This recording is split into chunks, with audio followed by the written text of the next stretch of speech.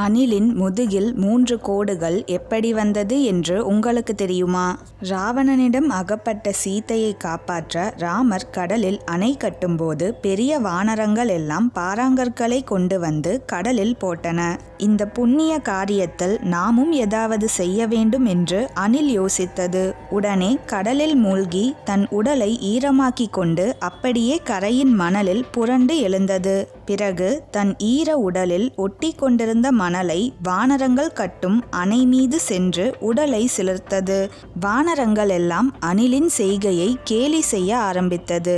ஆனால் இப்படி செய்து கொண்டிருந்த அணிலின் பாசத்தையும் தானும் ஏதாவது செய்ய வேண்டும் என்ற அணிலின் உயர்ந்த எண்ணத்தையும் பார்த்த ராமர் அந்த அணிலை அன்புடன் தூக்கி அதன் முதுகில் வருடி கொடுத்தார்.